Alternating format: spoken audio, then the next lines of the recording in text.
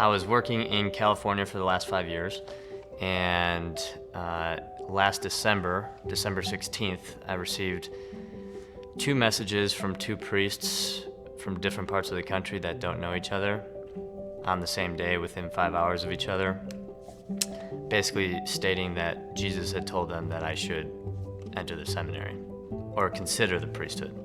That was quite interesting because I would say while I was at my current job at the time, I was starting to think more along the lines of like, okay, what is God's calling in my life?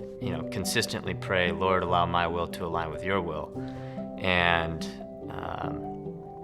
so I think finally with these 2 priests telling me that same thing on that same day, that was way too coincidental not to be providential. That was then followed up by me pursuing it wasn't followed by me pursuing a girl, but I was pursuing a girl at the time.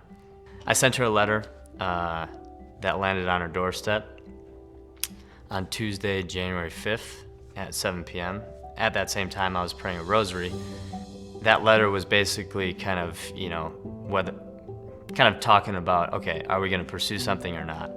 That same night after the rosary, so there's like 30 of us there, after the rosary, food, drinks, socializing, I was driving home and my friend Mary gave me a call. Her caller ID pops up and I go to swipe it up and move it over because I had answered it Bluetooth and I still needed the maps to get home. And when I swiped up to move over, everything around me lit up. And as I looked up, I saw the red light that I had just blown through crossing over my windshield. And at that very moment, I got hit by a Chevy Tahoe. Both vehicles were traveling about 45 miles an hour. Both vehicles were totaled. Luckily, both drivers were totally fine, no scratches.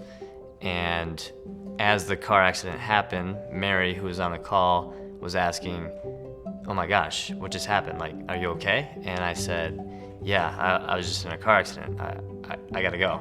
I told her where I was, so hang up. And I'm looking around, and on my passenger seat is Mary, the Mother of God's image all over it. What that was a number of prayer cards that had flown out during the accident and landed all face up looking right at me. That was where I got hit, in the passenger side. And so as I put it all together, I was like, wow, I was praying the rosary, I wear a scapular, Mary was on the call, and Mary was in my passenger seat. Mary, the Mother of God, is like watching over me, and my guardian angel is protecting me. And so it was a very intense moment that really like woke me up to, okay, this life is short, and it's a lot shorter than I thought it was. Like, I would always say that, life is short, but it could have been 28 years short for me, In college, I had the great opportunity to help start a Catholic fraternity at UW-Madison.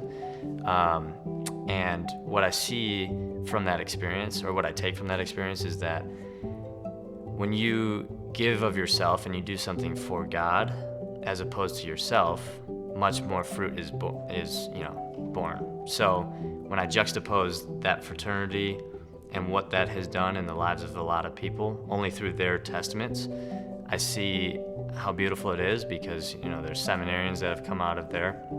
There's husbands and fathers and just solid people that were able to maintain their faith. That was an experience of doing something for God with my life, as opposed to in high school, I had many accolades, lots of things that I was able to achieve, which got me to the point of like who I am today.